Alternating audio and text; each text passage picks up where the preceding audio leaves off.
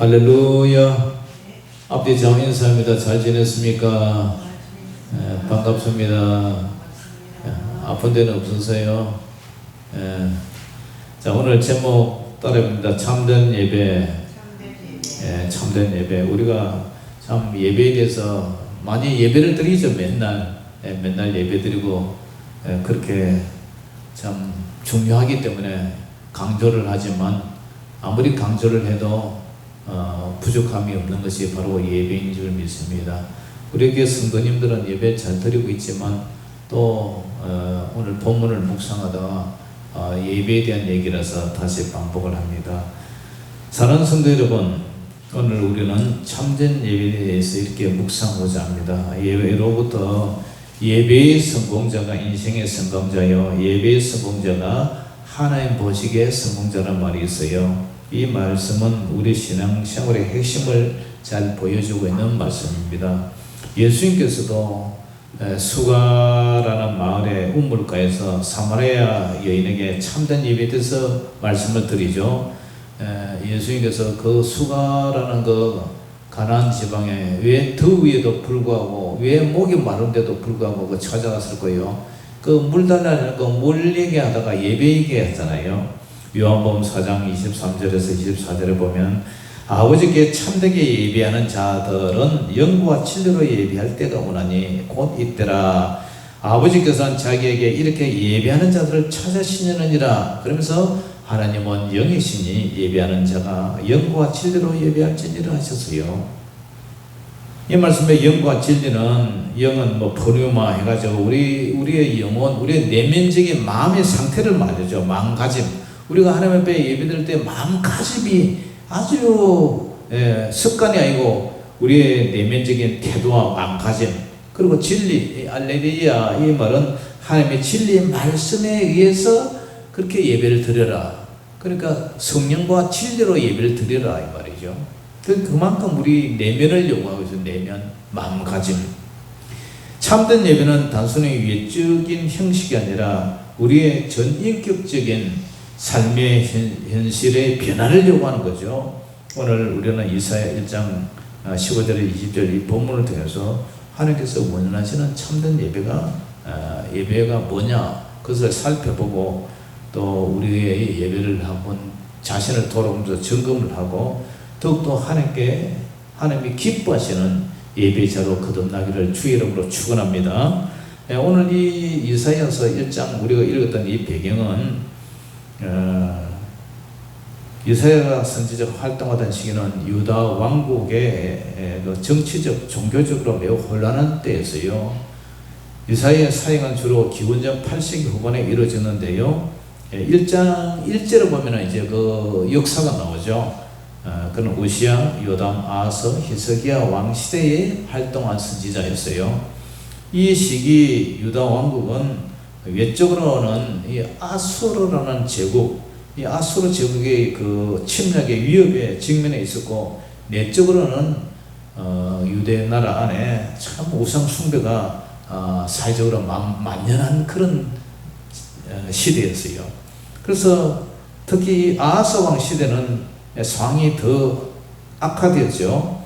열왕기하 16장에 보면 아하스는 아수르의 침략을 두려워해서 하나님을 의지하지 않고 아수르와 이제 동맹을 맺습니다. 더 나가서 다메섹에는 이방 제단을 본떠서 예루살렘으로 데리고 와가지고 예루살렘 성전에 새 제단을 만들고 어떻게 해요? 자신의 아들을 불살라서 불 가운데로 지나게 하는 그런 극심한 인신제사의 우상숭배를 해요.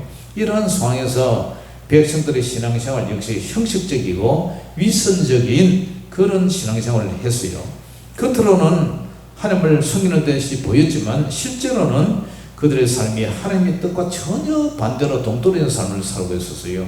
성전에는 화려한 예배가 드려졌지만 거리에는 가난한 자들의 고통에 신음을 하고 있었죠. 이런 모순된 상황 속에서 하나님은 이사야를 통해서 참된 예배가 뭐냐, 참된 예배는 이렇게 하는 것이다, 그것을 이제 오늘 가르쳐 주고 있는 거죠. 그러면 이들이 어떤 제사를 드렸을까요? 첫 번째로 형식적인 예배를 드렸다는 거예요. 뭐요? 형식적인 예배. 마당발 밟고 갖고 가는 형식적인 예배. 자, 1장 15절부터 읽어봅니다. 시작. 너희가 손을 펼 때에 내가 내 눈을 너희에서 가리고 너희가 많이 기도할지라도 내가 듣지 않으리니 이는 너희의 손에 피가 가득함이라. 너희는 스스로 씻으며 스스로 깨끗하게 하여. 아멘.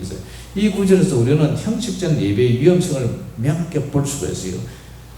히브리 원문에 보면은 더 깊은 의미를 발견할 수가 있는데요. 손을 펼 때에, 네가 손을 펼 때, 손을 펼 때 이 말은, 그죠?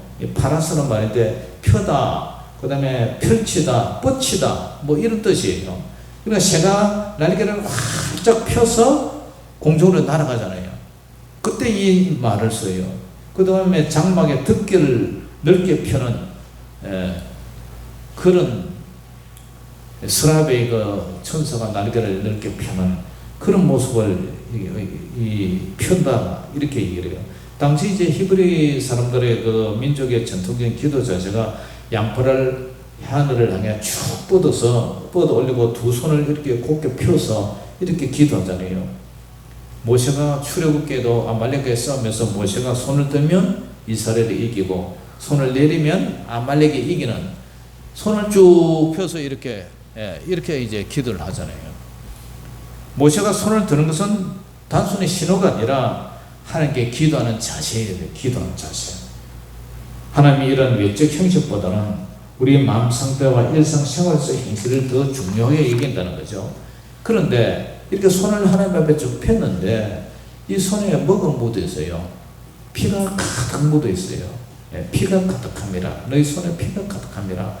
이 표현은 단순히 살인자만을 의미하는 것이 아니에요. 사람을 죽여서 피가 묻었다, 그뿐만 아니라 이웃에 대한 착취하고 가난한 자에 대해서 무관심하고 사회적 약자에 대한 억압 등 모든 불의와 폭력을 이 손으로 비유를 해요. 히브리서 이 피는 육체적인 피뿐 아니라 생명 그 자체를 상징을 하게 돼요. 따라서 손에 피가 가득하다는 것은 다른 사람의 생명을 해치는 모든 행위라고 볼 수 있는 거예요. 하나님 앞에 기도를 했는데 하나님의 기도를 응답해 주는데 보니까 손에 피가 뚝뚝 떨어지고 있는 거예요.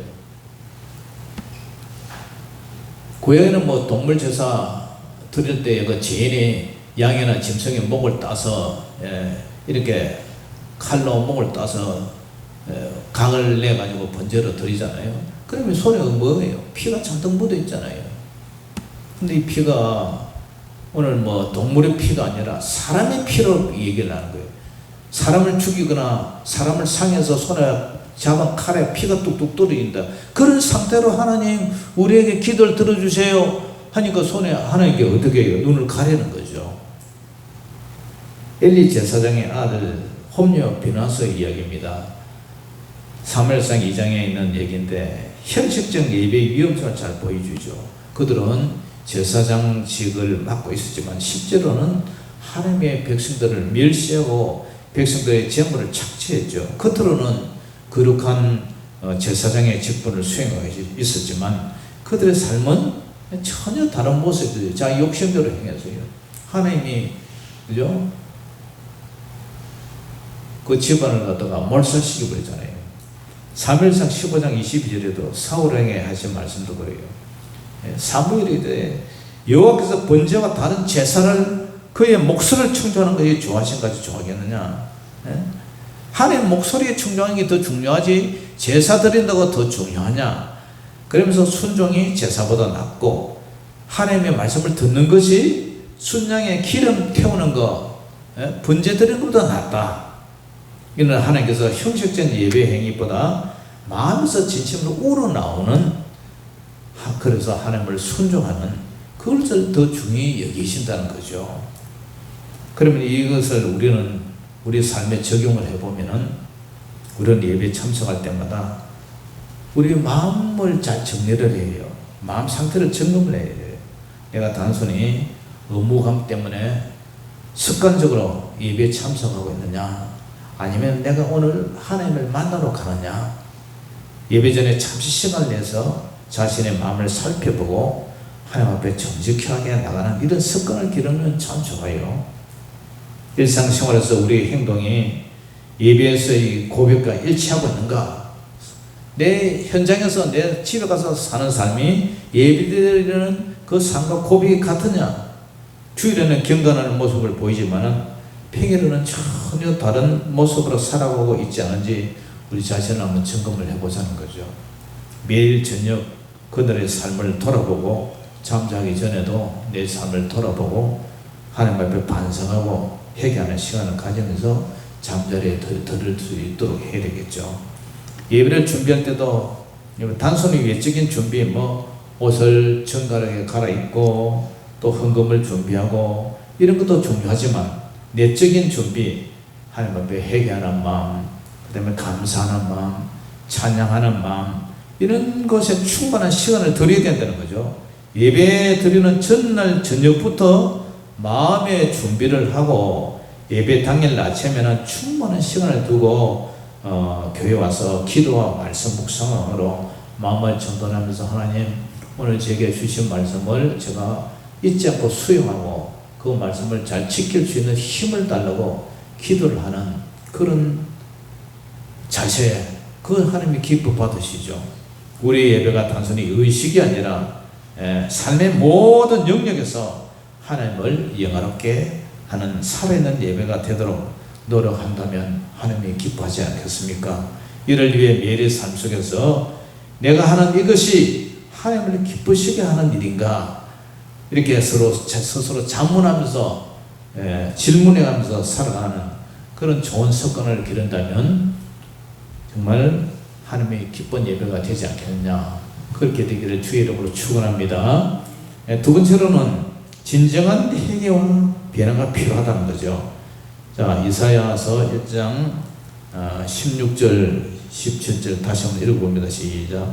너희는 스스로 씻으며 스스로 깨끗하게 하여 내 목전에서 너희 악한 행실을 버리며 행악을 그치고 선행을 배우며 정의를 구하며 학대받는 자를 도와주며 고아를 위하여 신원하며 가부를 위하여 변호하라 하시느니라. 아멘. 여기서 보니까 16절에 내 목전에서 그래요. 내 목전에서 너희 악한 행실을 버리며 하나님 눈앞에서 너희 악한 행실을 버리며 행악을 그치고 선행을 배우며 정의를 구하며 학대받는 자를 도와주며 고아를 위하여 신원하며 가부를 위하여 변호하라 하시느니라. 이것이 뭐냐? 이 구절에서 하나님은 구체적인 행동 변화를 요구를 하세요. 이는 단순히 악한 행위를 중단하는 것을 넘어서 적극적으로 선한 일을 행하라고 요구를 하고 있어요. 그래서 행악을 그치고 선행을 배우며 그래요. 이 배운다는 말은 열심히 추구한다, 훈련한다 이런 뜻이 있어요. 이 단순히 지식의 습득이 아니라 지속적인 실천과 훈련을 통해서 나의 삶을 변화시키는 거예요. 네. 우리가 뭘 배우기 위해서 그냥 하나 배우기 위해서 그냥 대충 배우고 오는 게 아니잖아요. 내가 시간 내서 돈 투자해서 열심히 배우듯이 그런 마음으로 하라는 거죠. 그러니까 선행과 정의를 실천하는 것이 우리 삶의 주된 목표가 되어야 하는데 이를 위해서는 지속적인 훈련이 필요하다는 거예요. 훈련이 필요하다. 선행을 배우는 것, 어떻게 해야 착한 일을 하는가, 어떻게 해야 정의를 구하는가. 이 정의라는 이 말은 재판과 같은 말인데 재판, 공의, 법령 이런 법적 용어인데요. 하나님의 성품에 근거해서 내가 얼마나 올바르게 공정하게 사회적 약자를 보호할 것인가. 지금 진정한 회개와 변화가 필요한데 보니까 다 불쌍한 사람이잖아요. 불쌍한 사람. 그런데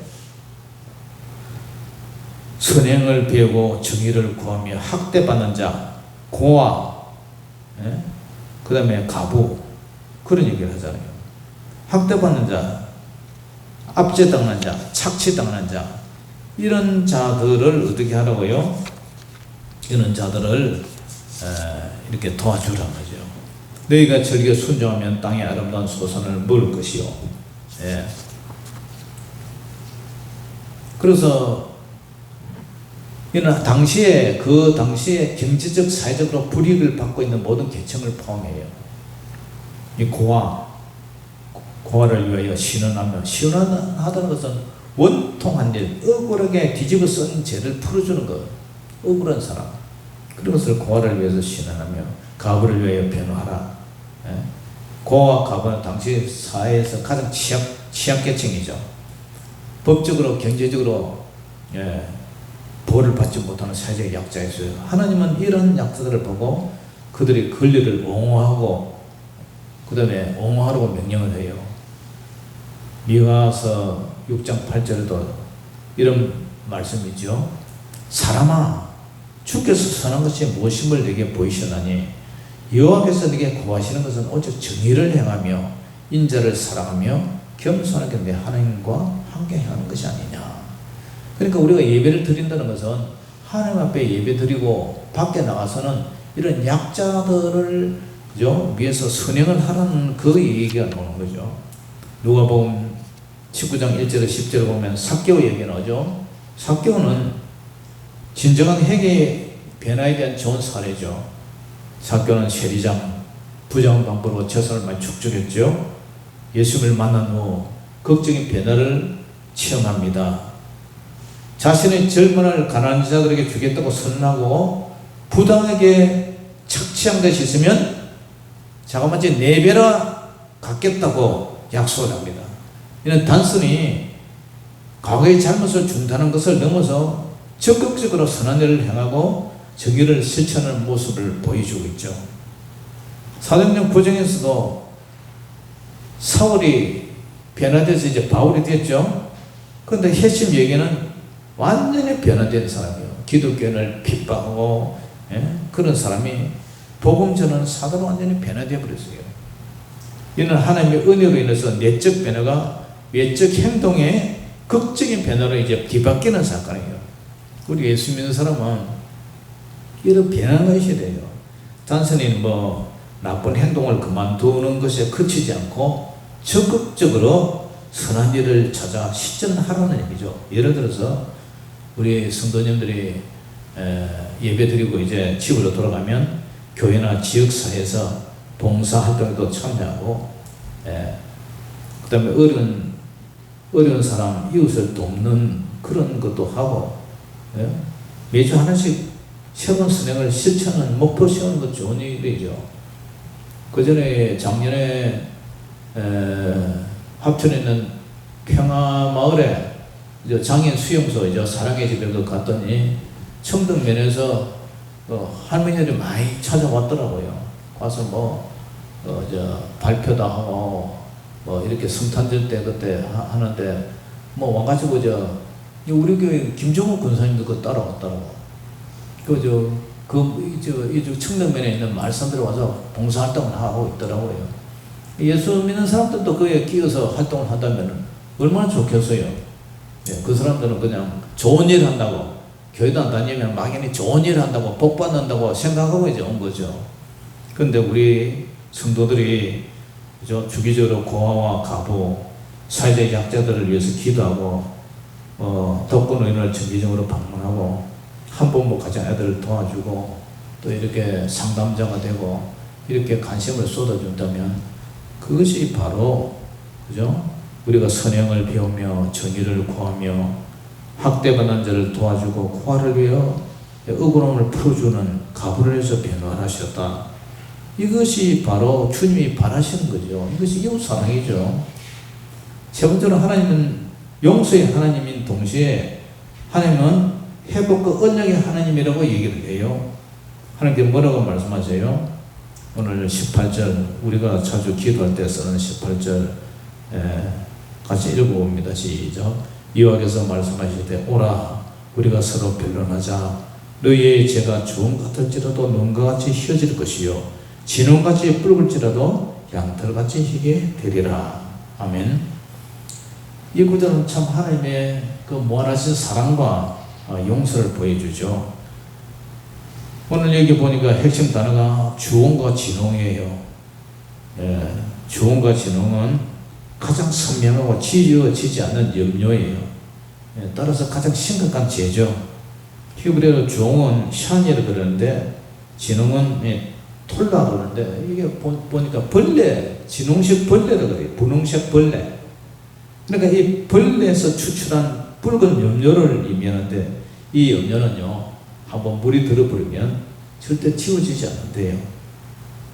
그런데 우리 하나님은요, 너희 죄가 주홍 같을지라도 진홍같이 지워지지 않는 특수 염려를 할지라도 우리 주님이 어떻게 한다고요?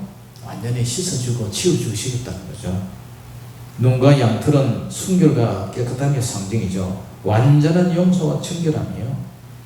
그래서 오늘 변론하자 그래요. 변론하자는 것은 법적 용어잖아요. 판단하고 입증하고 꾸짖고 징계하다 이런 법적 용어인데, 하나님께서 우리와 법정에서 대면해서 논쟁을 해보자, 이는 하나님께서 우리와의 관계를 회복하기 위해서 적극적으로 나서는 모습이죠. 여호와께서 말씀하시되 오라 와봐라, 우리가 서로 변론하자.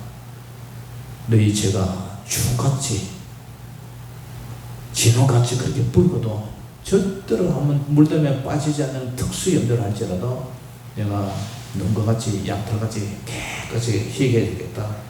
희게 한다는 거, 이것은 완전히 이제 순결하게 완전한 용서와 정결을 의미하는 거죠. 그래서 우리 주님께서 정말 십자가의 죽으심으로 우리를 위해서, 우리 십자가 보혈로 우리 죄가 완전히 씻겨지잖아요.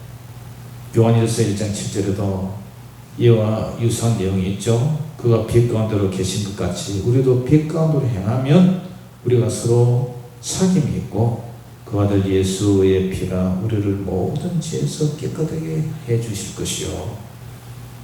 그러면서 동시에 19절에는 순종에 따라 축복과 불순종에 따라 심판을 함께 언급을 하고 있죠. 뭐라 그래요? 19절 20절 시작. 너희가 즐겨 순종하면 땅의 아름다운 소산을 먹을 것이요 너희가 거절하여 배반하면 칼에 삼켜지리라. 여호와의 입의 말씀이니라. 아멘. 우리가 하나님 앞에 순종하면, 회개하고 주님 앞에 돌아와서 순종하면 땅의 아름다운 소산을 먹고 평안히 살 수 있지만, 너희가 거절하고 배반하면 결국 칼에 삼켜지리라. 칼에 삼켜지리라. 결국 이스라엘 백성들이 다른 민족에 의해서 멸망당한다, 그 얘기를 하죠. 실제 어떻게 됐어요? 끝까지 오만하고 폐역해서 멸망당하죠.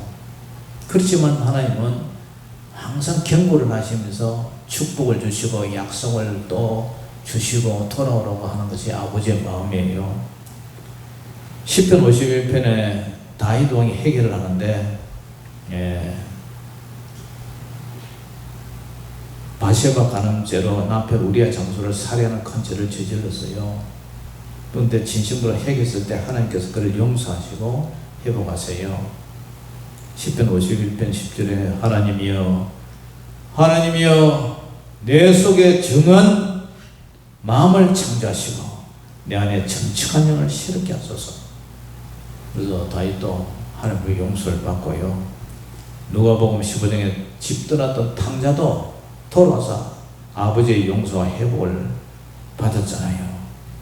그와 같이 우리도 아버지의 집을 떠났던 아들이 돌아왔을 때 그를 기쁘게 맞이하고 완전한 용서함이 회복신 것처럼 우리도 주님 앞으로 돌아왔을 때 주님께서 희게 해주시겠다. 양털처럼. 그 다음에 눈처럼 깨끗이 희게 해주겠다. 그러면서 또 당부를 하죠. 순종하라. 즐겨서 순종하면 땅의 아름다운 소산을 먹을 것이요 그래도 너희가 거절하고 배반하면 칼에 삼켜진다. 여호와의 입의 말씀이니라. 사랑하는 성도 여러분, 우리는 자신의 죄가 아무리 크고 심각하다고 느껴지더라도 하나님의 용서의 능력을 믿고 주님께 나가면 하나님의 사랑과 용서는 한이 없어요. 우리 주님께서 7번씩 70번이라도 용서하라고 그러죠. 그러면 주님도 우리를 용서하신다는 얘기 아닙니까? 그죠? 그 말 한없이 용서해 주신다는 거예요. 매일 아침에 하나님의 무한 사랑과 용서를 묵상하고 하루를 시작하는 습관을 우리가 길러야 되겠습니다. 뿐만 아니라 하나님 말씀에 순종하는 삶을 살기 위해서 우리가 노력을 해야 돼요. 이것이 바로 축복의 길이고 동시에 심판을 피하는 길이기도 하죠. 요한복음 14장 15절에도 너희가 나를 사랑하면 나의 계명을 지키리라. 예수님의 말씀을 우리가 항상 마음에 새기는 이런 훈련을 하고 매일 성경을 읽고 묵상하고 그 말씀을 실천하기 위해서 노력하는 습관을 가지는 것, 이것이 참된 예배의 길이라는 거예요. 사랑하는 성도 여러분, 오늘 우리는 이사야 1장 15절에서 20절의 말씀을 통해서 하나님께서 원하시는 참된 예배의 모습을 배워봅니다. 참된 예배는 주일 예배당에서 한두 시간으로 끝나지 않습니다. 우리의 일상생활에서 하나님의 뜻을 실천하는 삶, 그죠? 주일날 1시간이 아니라 일주일 내내가 우리의 예배의 삶이 되어야 된다는 거죠. 형식적인 예배의 위험성을 인식하고 진정한 회개와 변화를 추구하면서 하나님 앞에 나와야 된다는 거예요.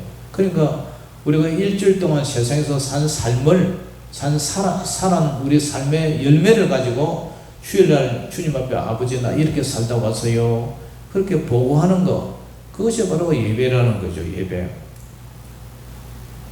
우리 모두 예배를 회복해서 하나님이 하나님께 영광 돌리고 하나님께 복을 받는 참된 예배제요. 로마서 12장 1절에도 그러므로 형제들아 내가 하나님의 모든 자비하심으로 너를 권하노니 너희 몸을 하나님 기뻐하시는 거룩한 제물로 드리라. 이는 너희가 드릴 영적 예배니라. 우리 삶 전체가 하나님께 드리는 영적 예배자가 되어서 주일뿐만 아니라 일주일 내내 주님 앞에 살아가는, 하나님께 예배자로 살아가는 저와 여러분 되시기를 주의 이름으로 축원합니다. 기도하겠습니다. 아버지 하나님 은혜를 감사합니다. 오늘 이사야 선지자를 통해서 아버지 하나님 우리에게 주시는 메시지가 단순한 우리가 주일날 와서 예배만 드리다가 자리를 차지하고 앉았다 가는 예배가 아니라 우리 모든 삶이 하나님 앞에 진정으로 상달되고 연락되는 예배가 되기를 원합니다. 하나님 아버지 주님 앞에 돌아온다면 우리가 세상에 나가지고 정말 연약한 자들을 돕는 이웃사랑까지 실천하는 것이 바로 참된 예배자의 모습이라고 얘기를 하고 있습니다. 우리에게 우리 손에 아버지 하나님의 남을 상해하고 해치는 시뻘건 피 묻은 손으로 주님 앞에 와서는 복 달라고 손을 내미는 가정한 손이 아닌지 한번 되돌아봅니다.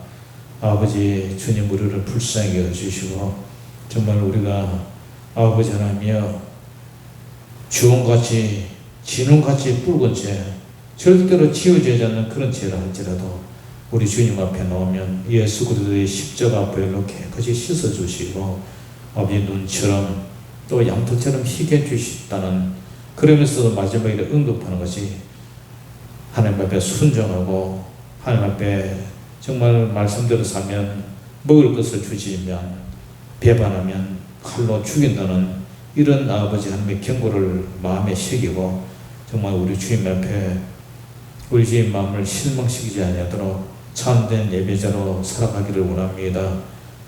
오늘 1시간 드리는 예배가 예배 끝났다 하는 것이 아니라 집에 돌아가서도 일주일 내내 사는 그 삶이 삶으로 드리는 예배가 될 수 있도록 도와주시옵소서. 그래서 우리 성도님들이 주님 앞에 복을 받고 우리 주님을 영화롭게 하는 참된 예배자가 될 수 있도록 도와주시옵소서. 예수 이름으로 감사하며 기도 올려옵나이다. 아멘.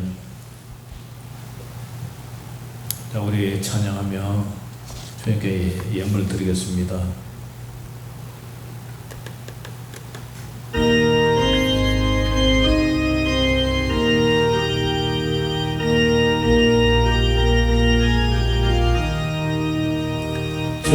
즐겁게 안식할 날, 반갑고 좋은 날, 내 마음을 편케하니 즐겁고 기쁜 날, 이 날에 전하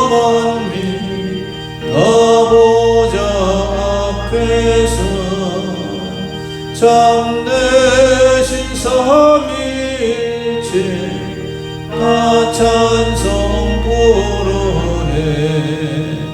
이 날에 하늘에서 새 양식 내리네.